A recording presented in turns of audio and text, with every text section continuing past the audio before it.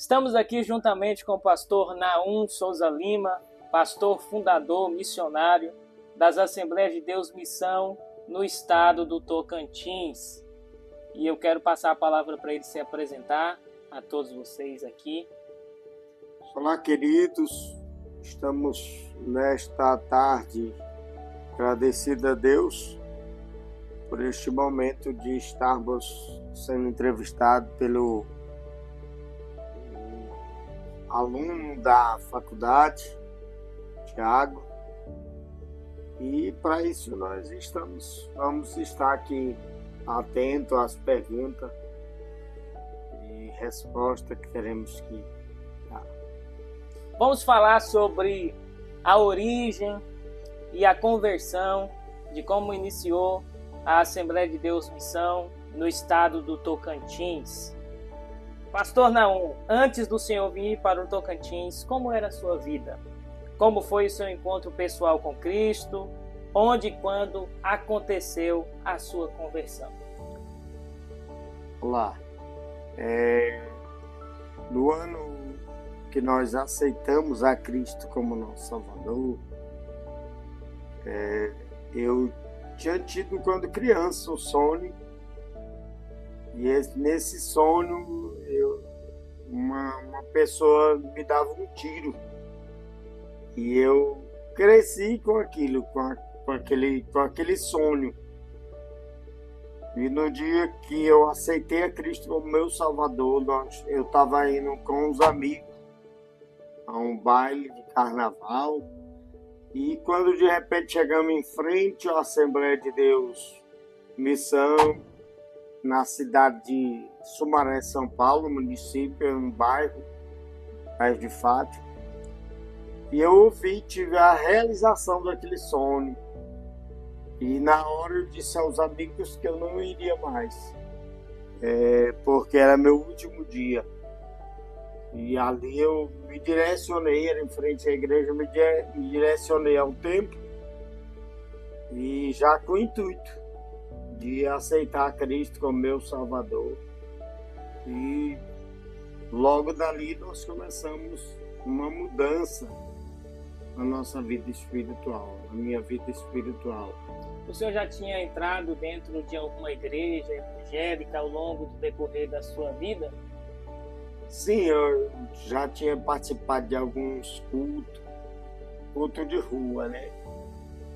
De vez em quando tinha alguns amigos que chamavam e a gente participava, mas simplesmente era de ir por influência. Mas o senhor sentiu alguma comoção quando as ministrações eram ministradas, os louvores eram cantados? O senhor sentiu alguma coisa dentro do senhor?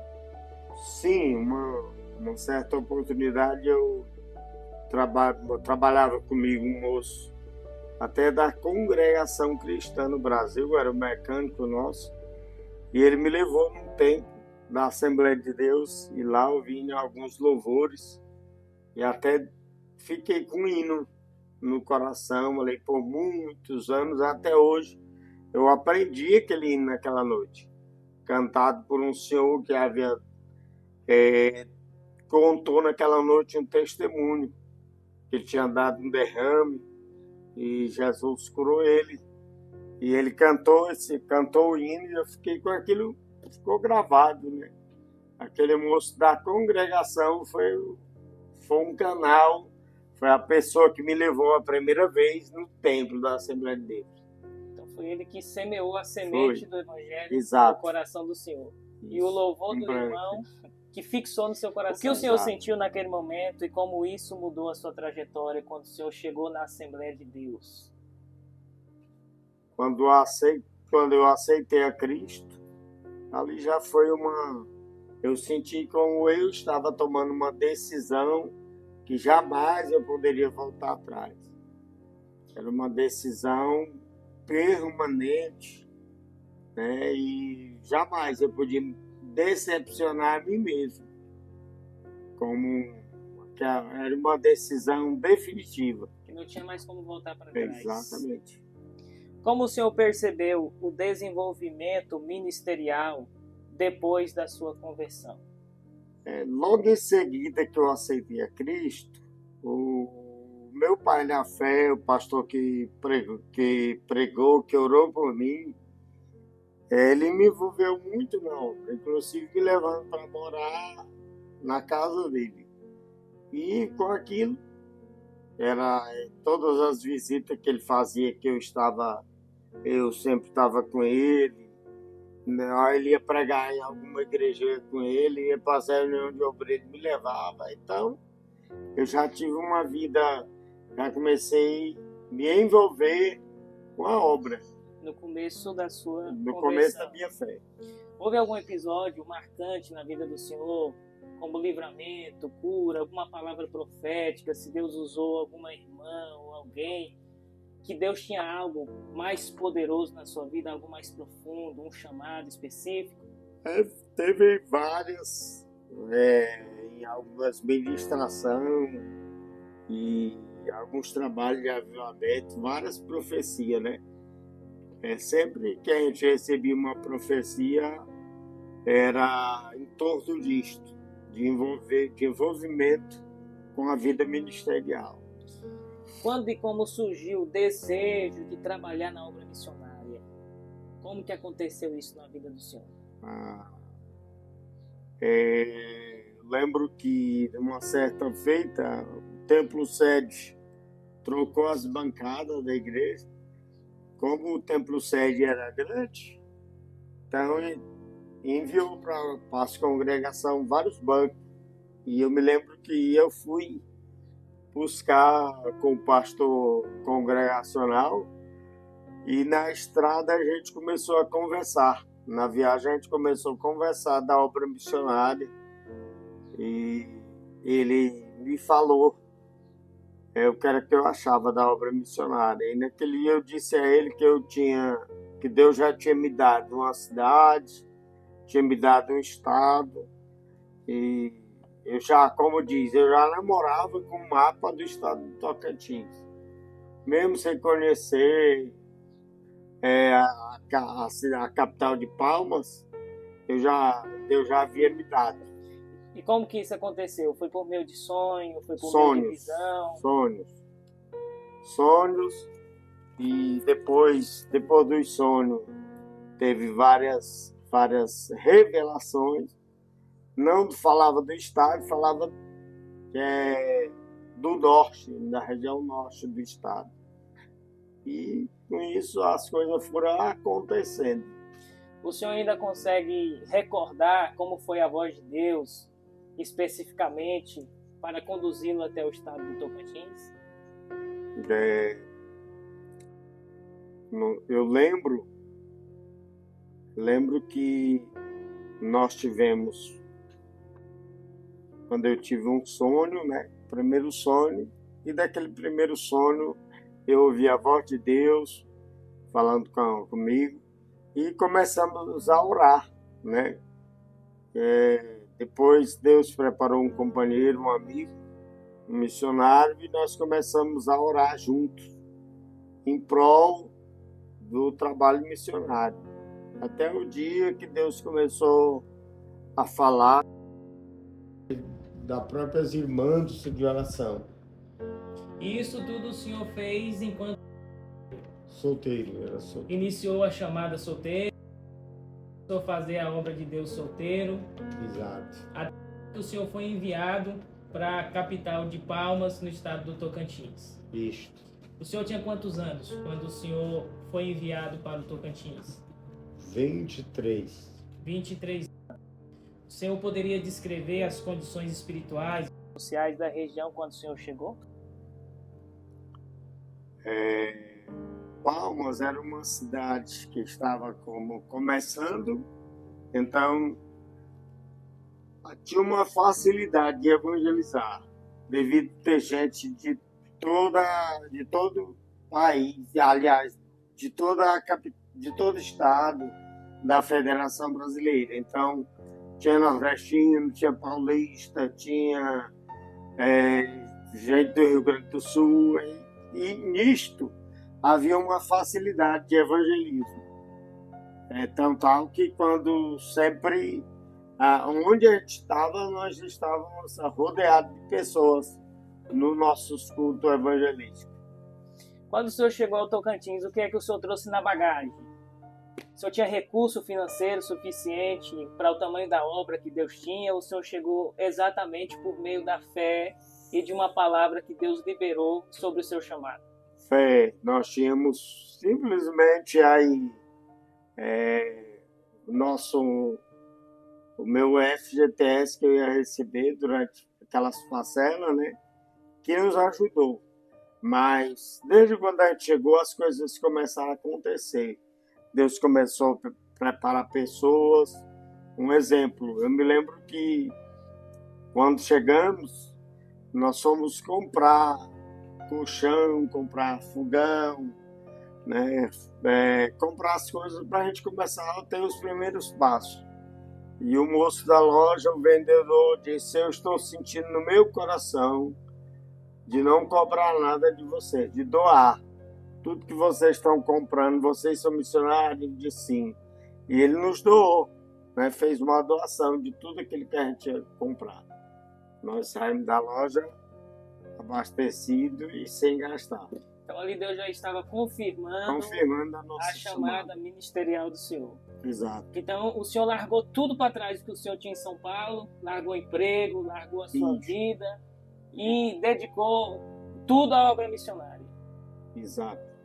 Nós trabalhávamos numa empresa chamada Rodão, que fabrica roda de alumínio, e comecei a orar, né?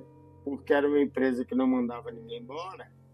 E chegou um tempo que ela nos mandou embora, e porque a gente já tinha essa chamada, e quando concluiu o momento certo de vir, tanto a empresa, as coisas foram facilitando. Tinha dia de nós fazermos, de domingo nós fazemos um culto em cada bairro desse. Então, era como se foi na região dos Aronis. O senhor se lembra ainda, se recorda do primeiro culto que o senhor realizou? Primeiro culto no Aurênio 1, nós oramos por 12 jovens aceitando a Cristo. Então, o primeiro culto que o senhor já teve 12 conversões. Ali já confirmava mais que Deus havia enviado o senhor para aquele estado e para a grande obra que ele tinha para realizar. Com certeza. Quais foram os primeiros desafios nessa nova etapa ministerial que o senhor enfrentou? Tivemos vários desafios, né? Às vezes nós tínhamos até do próprios ministérios que já tinha o Ministério de Madureira e tinha o Ministério do SETA, SEAD SETA. E naquele tempo, a Assembleia de Deus Missão não se abria trabalho em outro estado se já tivesse uma convenção da Assembleia de Deus. Então, vamos dizer assim, nós que quebramos esse tabu, Assembleia de Deus, nessa região, principalmente na região do norte, né? Fomos nós. E aí o pastor presidente do SETA na época, ele teve um pouco de dificuldade para ter essa aceitação. Mas Deus trabalhou no coração dele. Nós tivemos aí depois uma facilidade. Então houve grandes resistências, tanto da parte não crente, como também da própria instituição, quando o senhor chegou. Também resistiram a essa nova etapa que o senhor estava vivendo, esse novo trabalho missionário que o senhor estava abrindo na capital de Palmas. Isto. Nós tivemos, assim, da parte dos descrentes, nós teve vezes que tinha apedrejamento, tinha luta, mas isso aí sempre a gente sabia que acontecia, porque a gente, no nosso ministério, no início, ali tinha muitas curas, muitos milagres, e é óbvio que o inimigo vai se levantar, né? E o senhor reagia como a essas afrontas? O senhor enfrentava com a mesma agressividade? Não, com oração. Deus sempre dava a vitória. Em que ano e local oficialmente foi fundada a Assembleia de Deus no Missão do Tocantins? Nós chegamos no mês de novembro de 91 e quando chegamos já fomos dirigindo os primeiros cultos e tivemos a abertura do trabalho mesmo, já vamos dizer no mês de dezembro, já na virada do ano nós fizemos o primeiro culto, já com o salão alugado e alugamos, só naquela região nós alugamos 5 salões. Só alugou 5 salões no primeiro ano que o senhor estava naquele lugar.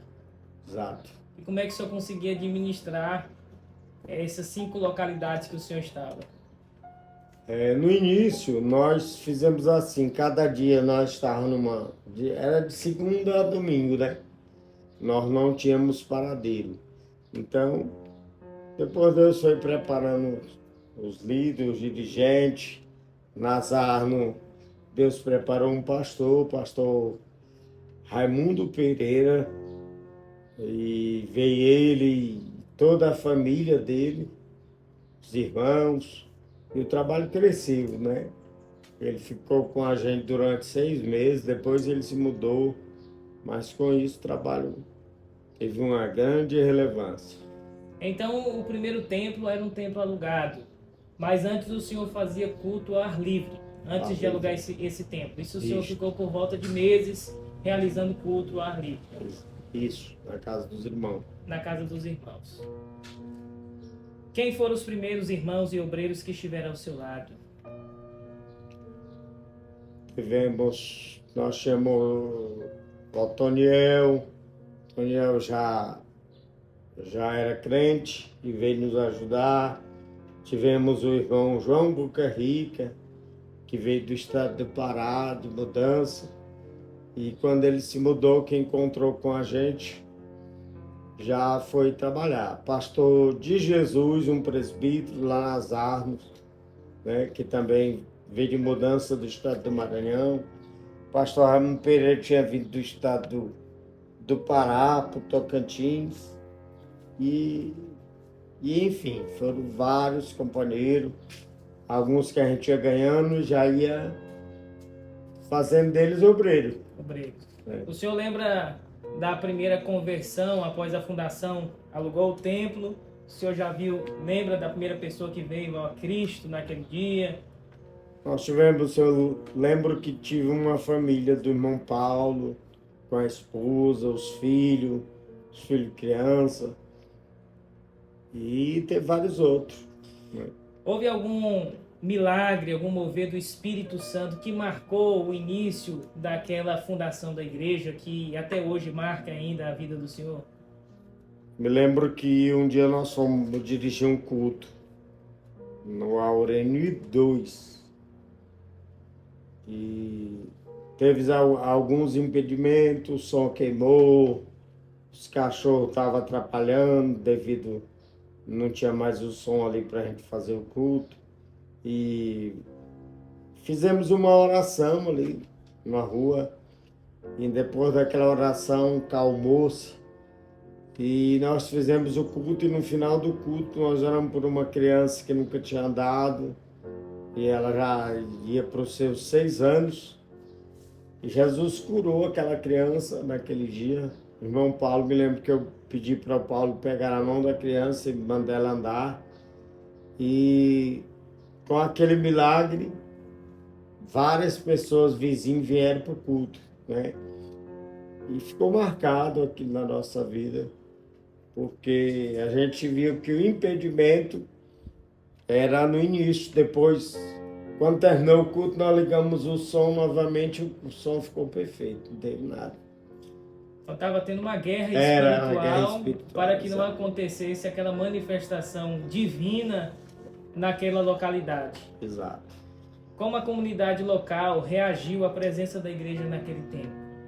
nós éramos muito queridos, né? Tanto eu como o missionário Gileno, a gente era muito querido pelos amigos, até de outras denominações, e sempre onde a gente estava, o povo estava com a gente. Era sempre, graças a Deus, a gente é muito.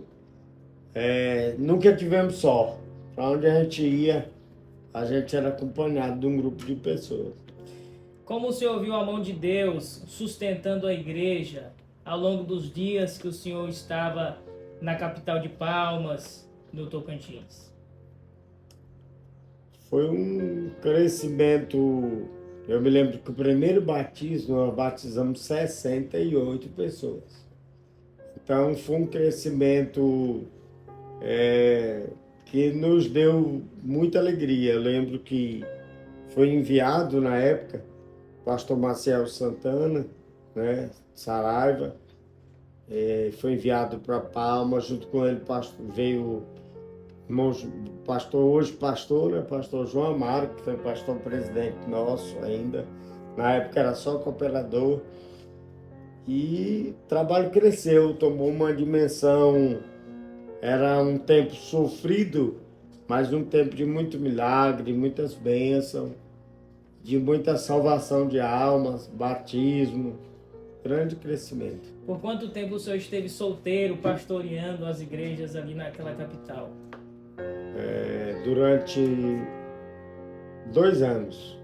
2 anos o senhor então estava solteiro, entregue totalmente à obra de Deus. E como foi que o senhor entendeu que era hora de casar, que era hora de construir uma família para dar continuidade na obra de Deus? Sempre a gente tinha aquela preocupação, né? E o nosso pastor sempre estava nos dando conselho para que o missionário, o pastor tinha que se casar. O irmão Gileno, me parece que ele até casou primeiro do que eu. E depois, em 29 de outubro de 93, eu me casei, né? E até com um membro da nossa igreja, que a irmã Sônia já era a tesoureira da nossa igreja. E casamos, e já vamos aí para 32 anos. De casado. Casado. Então a irmã Sônia já estava também trabalhando solteira na igreja, juntamente com o senhor. E aí, aprove a Deus uni-los para uma grande obra. Quais foram os momentos mais difíceis e como Deus deu vitória ao senhor nesse trajeto de abrir igreja, de pastorear, de ser um missionário, de renunciar à sua própria vida para viver o chamado de Deus? O momento, a vida missionária, a vida de trabalhar na obra de Deus, ela sempre tem as suas adversidades, tem seus dias difíceis, né? Eu me lembro que o meu primeiro filho, nós estávamos, primeira gravidez da irmã Sônia, ela abortou devido, quem sabe na época nós tivemos uma mudança, e na mudança eu estava construindo também uma igreja, passava o dia na construção e só ia para casa à noite, depois do culto. E teve um dia que, à tarde, nós tivemos aquele desejo, Deus tocou no meu coração para mim ir embora. E quando cheguei em casa, ela estava já sofrendo, e levamos às pressas para o hospital e ela teve um aborto, né?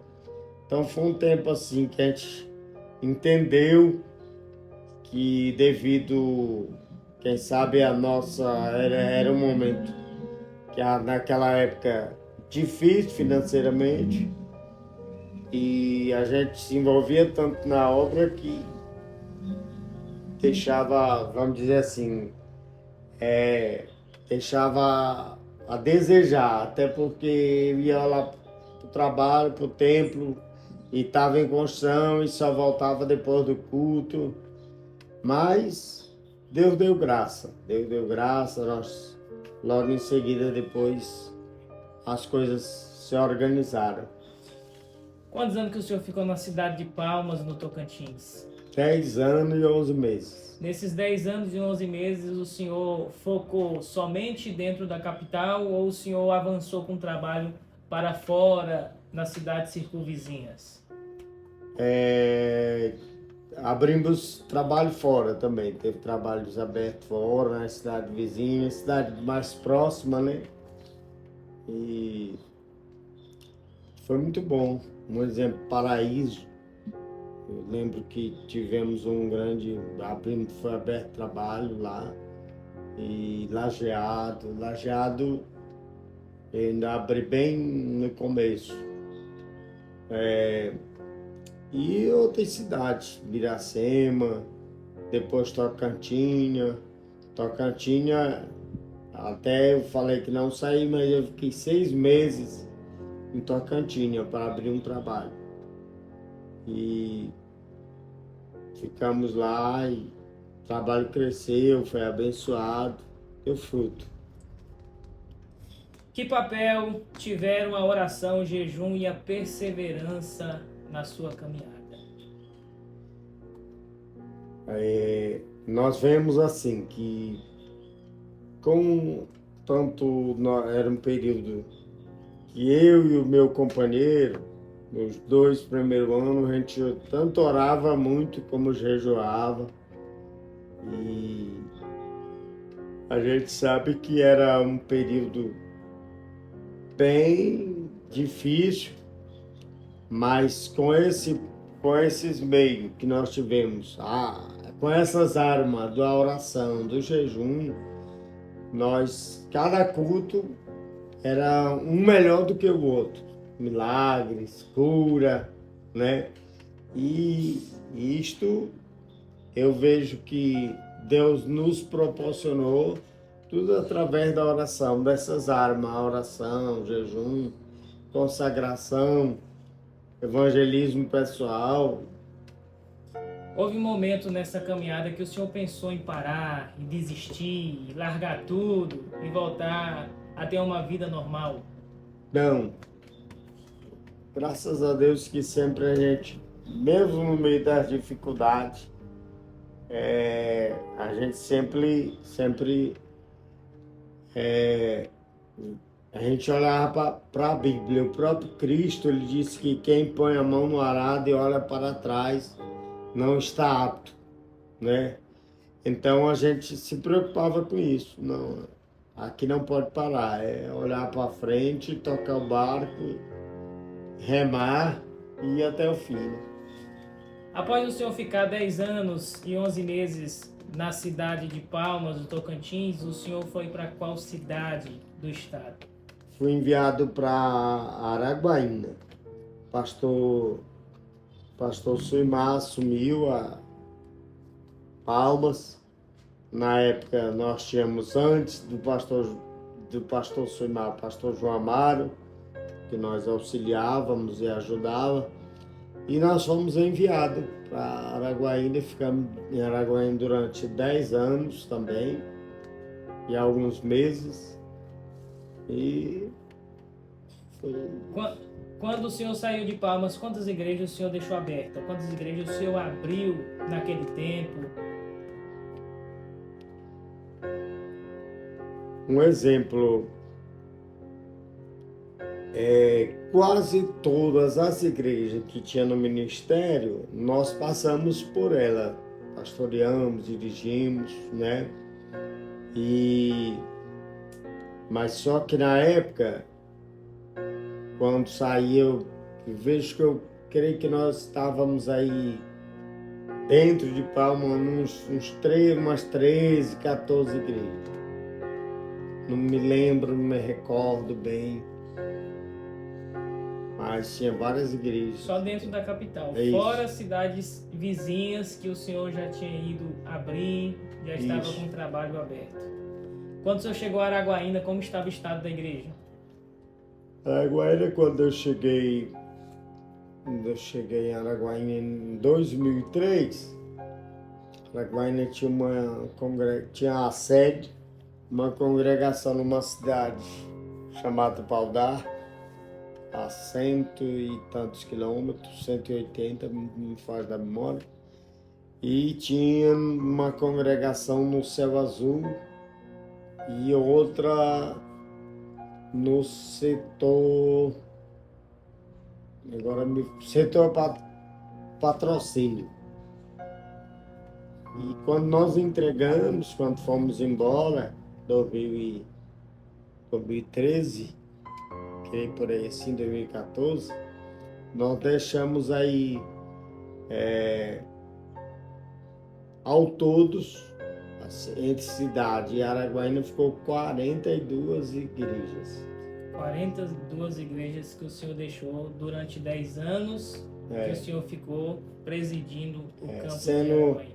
Sendo em 22 cidades. 22 cidades. Hoje, quando logo que saí, eles dividiram em campos, né? Tem um campo de Xambioá, que na época eu deixei 10 igrejas. Campo de Augustinópolis, né? E o campo de Araguaína e o campo de Estreito. Foi os campos que saiu. Que foram criados. Ficaram 4 campos. Quais os princípios e valores bíblicos que o Senhor nunca permitiu que fossem negociados na igreja? Os princípios doutrinários da igreja, os marcos, como diz a Bíblia, não pode se remover os marcos antigos, e nós somos criados num campo doutrinário, e a gente cresceu com aquilo, sempre lutando para que esses marcos não fossem retirados da igreja, né? E isto é como disse Paulo, né? Paulo ele escreve dizendo que ele tinha combatido o bom combate, que a carreira dele tinha chegado ao fim, mas ele guardava a fé. Então, nós temos a palavra de Deus como regra de fé e não se pode remover. Ainda hoje, a gente luta para que os princípios da palavra sejam aplicados na igreja, no ministério, que ele não seja removido. Estamos dando continuidade à entrevista com o pastor Naum Souza Lima. Ouvimos aí o seu relato, sua história do começo, como foi fundada a Igreja Assembleia de Deus Missão no estado de Tocantins, iniciada na capital de Palmas, algumas cidades circunvizinhas, e agora vamos falar sobre Araguaína, Tocantins, para onde ele veio em 2003, e o crescimento deste trabalho. Pastor Naum, quando o senhor chegou em Araguaína, quais foram os desafios que o senhor enfrentou nessa nova jornada de fé e missão que o senhor recebeu? Araguaína, boa tarde a todos. Araguaína foi um desafio porque a igreja havia sido aberta há um período atrás pelo pastor João Amado, depois pastor Reinaldo, e nós tivemos a oportunidade de já pegar um trabalho andando, um templo erguido, coberto, certo que faltava os acabamentos. E aí começamos, Deus nos deu graça e nós começamos a trabalhar e a investir tanto aqui na cidade de Araguaína como fora, na cidade vizinha. E Deus nos deu uma estratégia de realizarmos eventos no mês de setembro. Araguaína estava paralisada concernente a evento de rua e nós começamos a fazer uns eventos que começamos com 2 dias e depois, quando fomos embora, já realizávamos 10 dias. O último evento foram 10 dias de festividade. 10 dias de congresso, 10 dias de festa. E a igreja, durante esse período de festa, comparecia nos cultos? Com certeza. Até a população da cidade, né, já comparecia, as igrejas co-irmã também estava junto. E era uma festividade que ficava na história de Araguaína. Quando o senhor chegou em Araguaína, qual era o estado espiritual dessa cidade que o senhor chegou? Estava um pouco paralisada, tinha passado por uma rebelião, e nessa rebelião a igreja, tanto as igrejas de outros ministérios, como o ministério que havia sofrido as consequências, né, dessa rebelião, estavam paralisados, não saía mais para as ruas. E com essa evangelização que nós fizemos, com essas visitas de rua, de lares, os outros criaram coragem e a coisa começou a andar. Nos primeiros anos do senhor em Araguaína, quais foram as estratégias que o senhor usou para a expansão da igreja aqui na cidade e fora?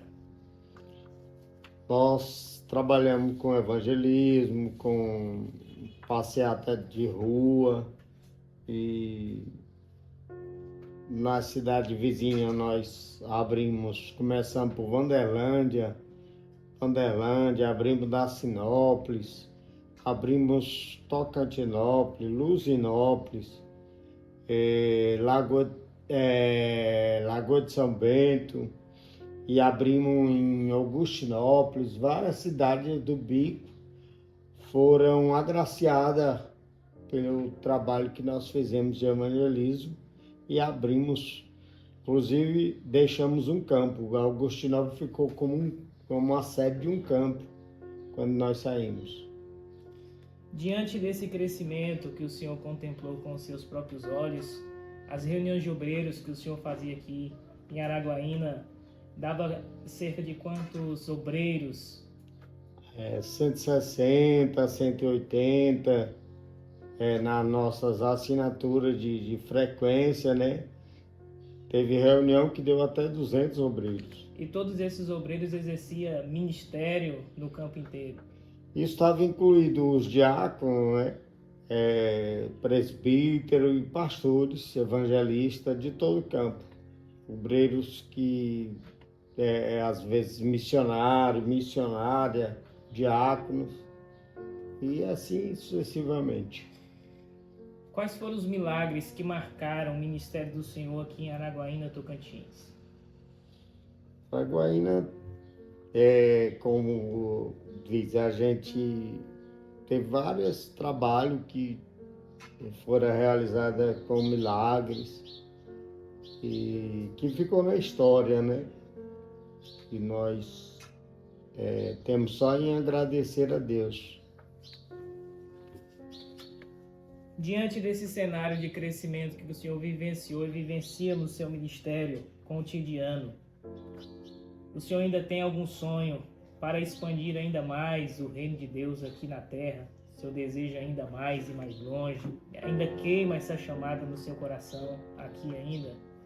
Querendo Deus, e Ele nos dando aí saúde, fé, coragem e meios financeiros para nós avançarmos, vamos continuar avançando até o momento permitido por Deus. Diante desses 10 anos e 3 meses, quantas congregações o senhor possuía aqui dentro de Araguaína? Araguaína nós deixamos aproximadamente umas 13 congregações na época. Tudo o templo próprio, construído, ou tinha alguns de aluguéis ainda? Quase todos próprios. O aluguel era bem pouco. E a visão do Senhor, ela não é só uma visão urbana, né? O Senhor multiplicou essa visão e alcançou outros estados do país. Isso, nós alcançamos algumas cidades do Maranhão, alcançamos do estado do Pará, né?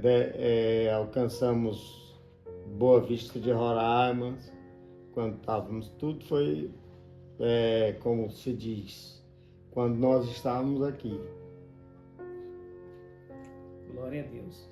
E diante deste cenário que hoje nós vivenciamos hoje, nesse tempo, dessa geração do século 21, quais são os desafios hoje que essa geração enfrenta O senhor enfrentou muitos desafios no começo da sua jornada de fé, que hoje parece que os desafios intensificaram um pouco por causa da falta de temor, da falta de reverência nessa geração atual. O que o senhor vê como solução para este tempo?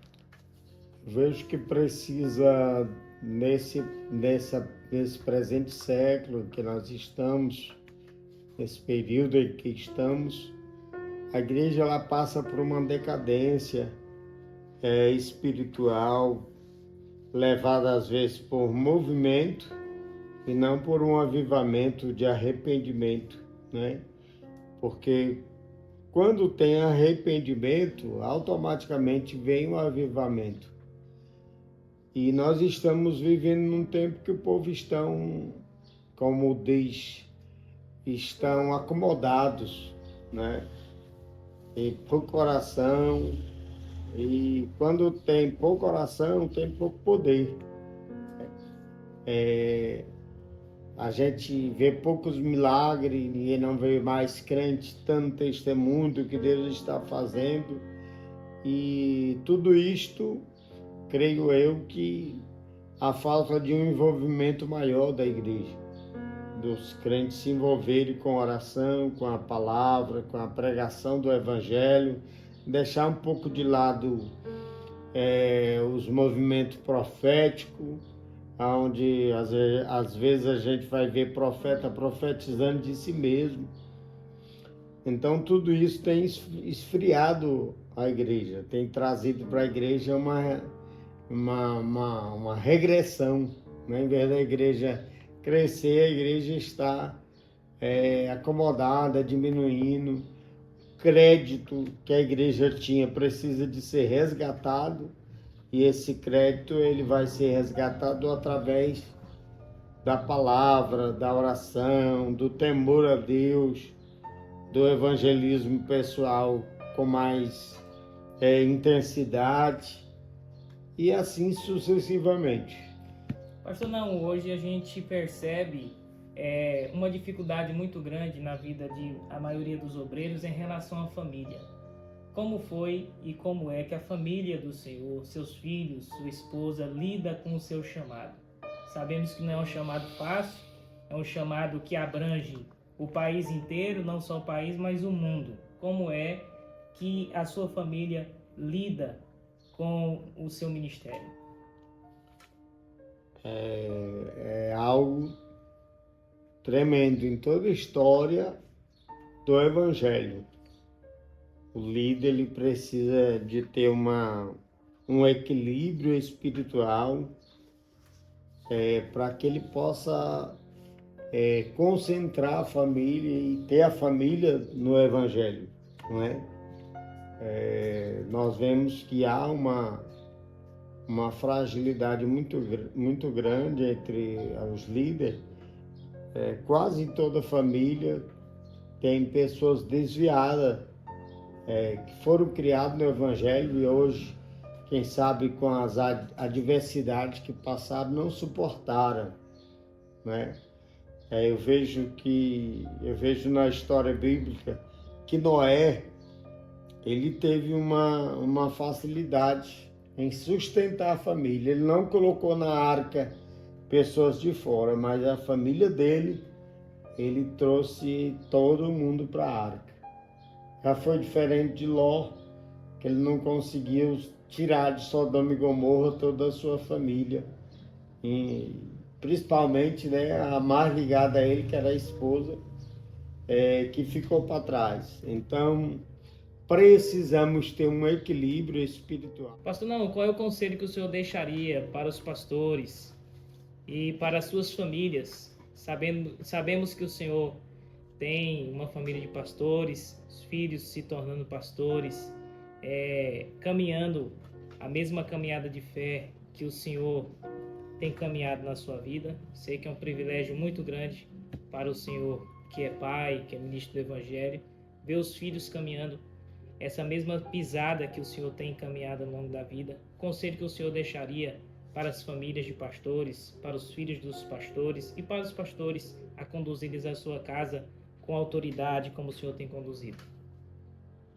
Um dos grandes conselhos que nós temos que estar sempre observando é nós permanecermos, perseverarmos em oração, na leitura da palavra, na doutrina, né?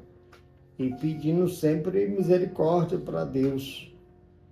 Não é fácil, em plena adversidade mundana que vivemos, conseguirmos permanecer com todo mundo dentro da arca, né?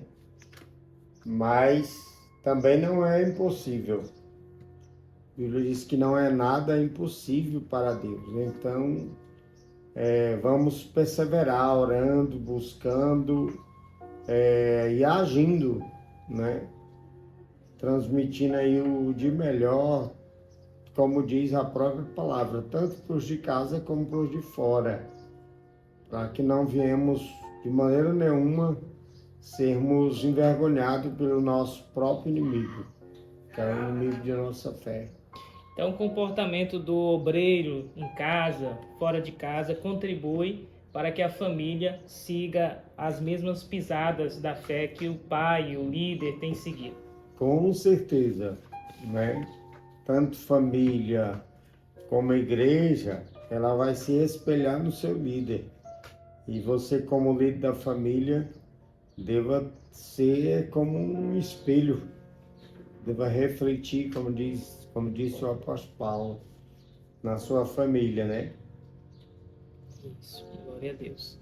Pastor Naum, nós vemos que a própria Bíblia nos mostra a realidade do ministério e o próprio Jesus, não só Jesus, mas Pedro, Paulo, sofreu com algumas retaliações no seu ministério, traições.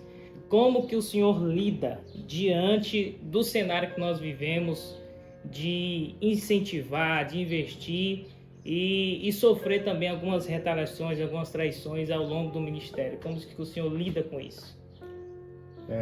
Se nós olharmos para o ministério de Cristo, nós vamos suportar essas adversidades,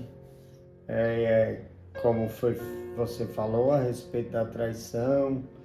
Nós sabemos que há um pecado da qual a Bíblia se expressa categórica em dizer que para ele é como um pecado de feitiçaria, é a rebelião, né? A rebelião é como um pecado de feitiçaria. E nesse presente século há tanta rebeldia, tanto rebelde, né? Com tanto ministério que se abre, ministério próprio, hoje a coisa virou brincadeira. O ministério, ele é chamada de Deus, né? E o apóstolo Paulo disse que quem deseja excelente obra deseja, mas infelizmente o povo está olhando para a igreja como um meio de sobrevivência financeira e aí se decepciona lá na frente por não ter êxito no seu ministério. Nós vemos que, pelo que o senhor falou ao longo da sua trajetória de vida, o ministério ele não é apenas flores, né?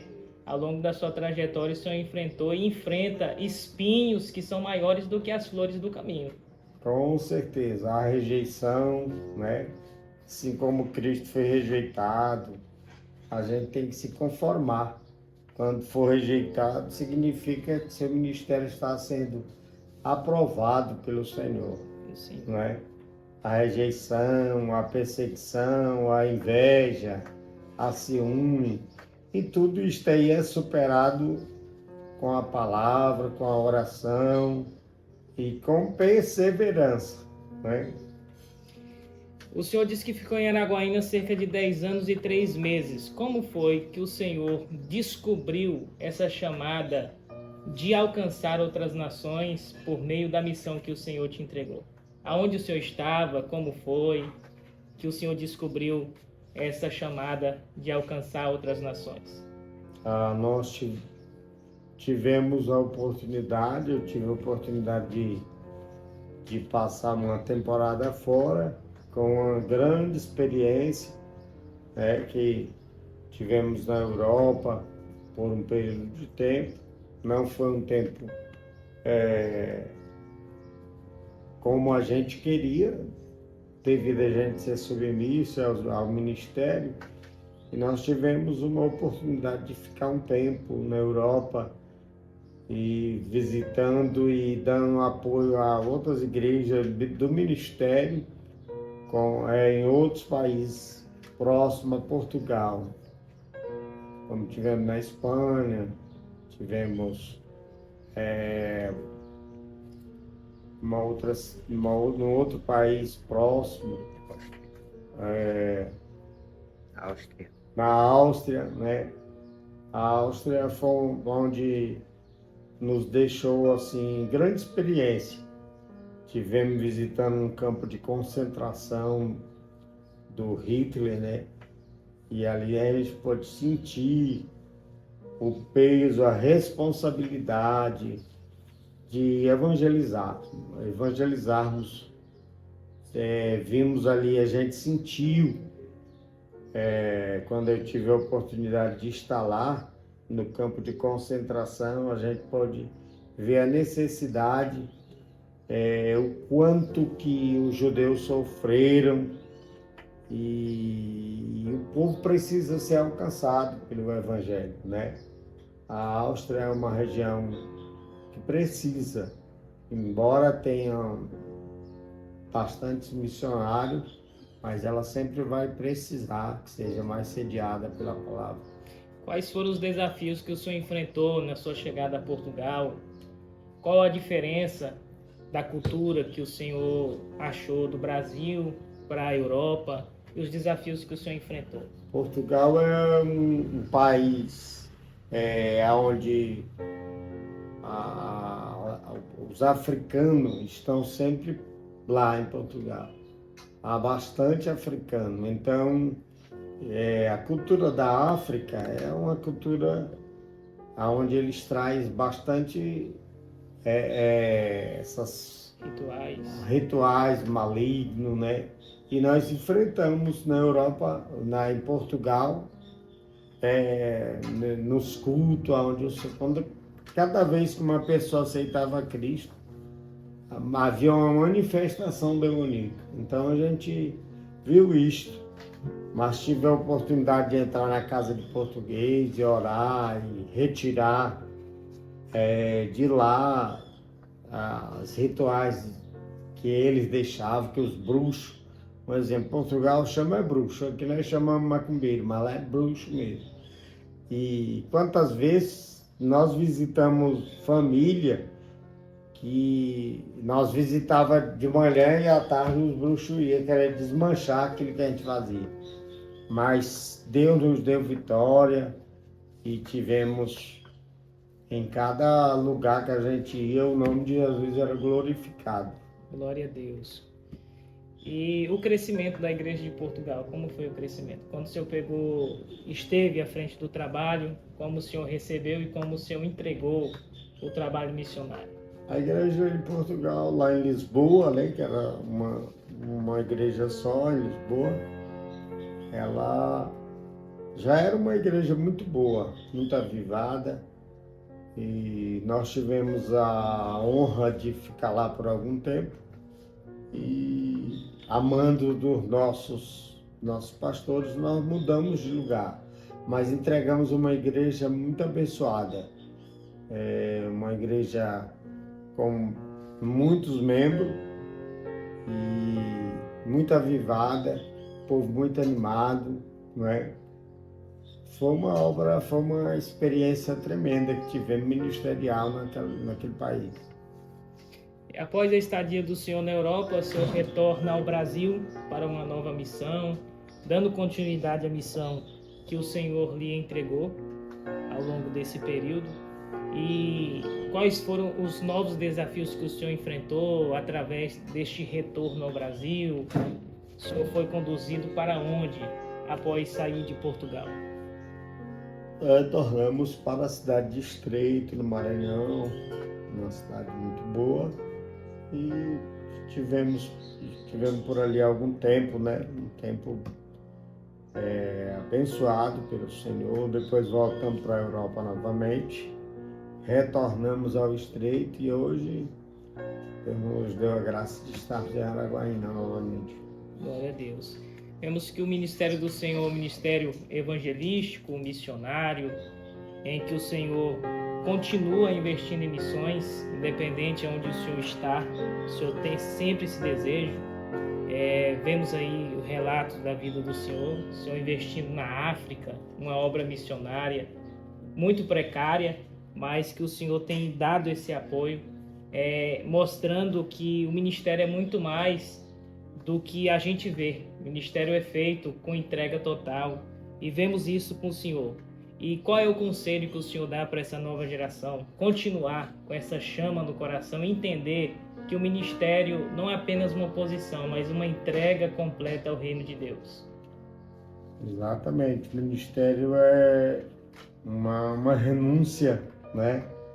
Onde nós renunciamos, como disse o discípulo, cada vez que o discípulo era chamado por Cristo, cada discípulo que era chamado, dizendo melhor, eles deixavam tudo para seguir a Jesus. Então, o ministério é uma renúncia, né? Que nós renunciamos, às vezes, tanta coisas que você podia desfrutar aqui, mas devido à sua vida ministerial, você precisa renunciar. Então, vamos continuar tendo essa chama acesa em nossos corações e lutarmos para que ela não venha se apagar com as adversidades que surgem a cada dia, com as rebeliões, com os escândalos, né? A igreja ela passa por tanto escândalo aqui na terra, mas uma coisa é certa: aquele que faz a vontade do Senhor, ele permanece para sempre. Que conselho e que mensagem o Senhor deixaria para os novos obreiros que estão surgindo no ministério, jovens pastores que estão iniciando a sua caminhada hoje, diante dos desafios? Qual conselho que o Senhor daria para esses novos obreiros, novos pastores e líderes que estão surgindo no ministério em todo o Brasil e fora dele? Precisa-se nessa hora de dificuldade no nosso país, o obreiro está sempre vigilante, né? E com os olhos fitos em Cristo, sabendo que o nosso bem maior, enquanto aqui tivermos, é estarmos desfrutando da palavra de Deus e aplicando ela nos corações, pregando em tempo e afora de tempo, né?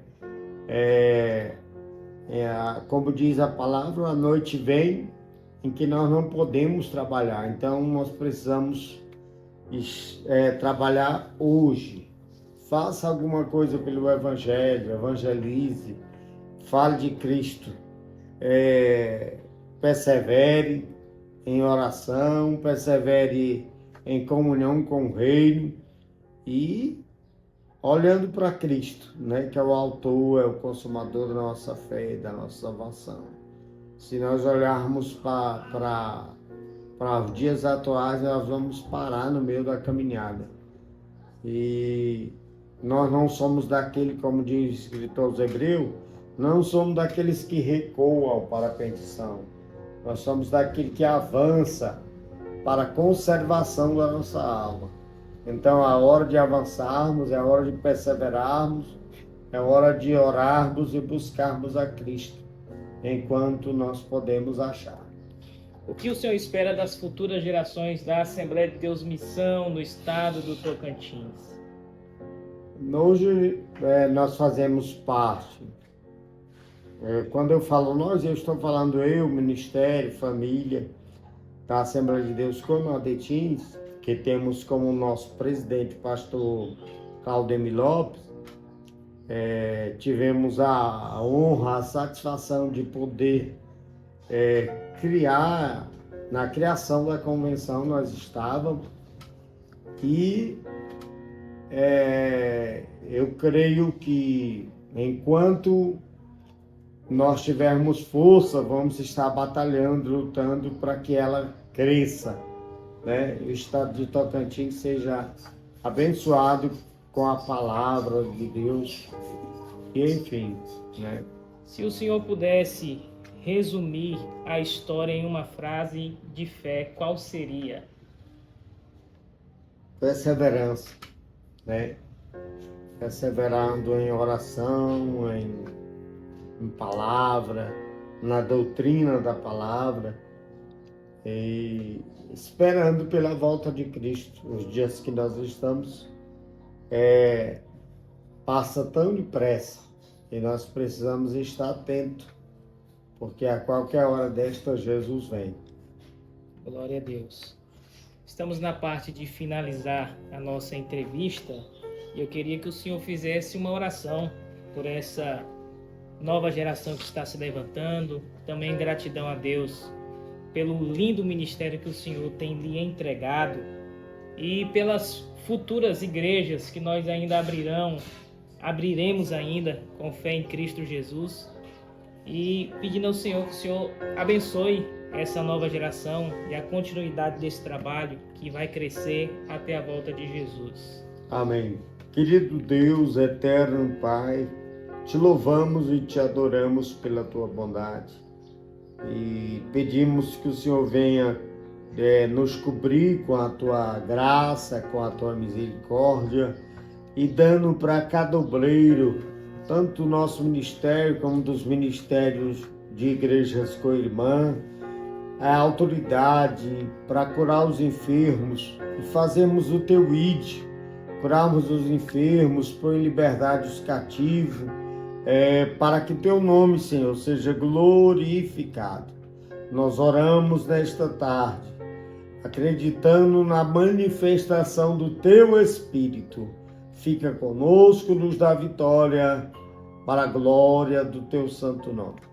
Chegamos ao final dessa entrevista com o pastor Naum Souza Lima, pastor presidente e fundador das Assembleias de Deus Missão no estado do Tocantins, segundo vice-presidente da Convenção Coimadetins do estado do Tocantins, escritor, casado, pai de 3 filhos, e nós agradecemos ao Senhor por poder compartilhar sua história com essa nova geração que está surgindo, e continuaremos seguindo os passos e os exemplos dos nossos pais na fé, como o Senhor e os outros que deixaram o seu legado. E agradecemos ao Senhor por esta oportunidade que o Senhor nos concede de compartilharmos a sua história com todo o Brasil. Amém.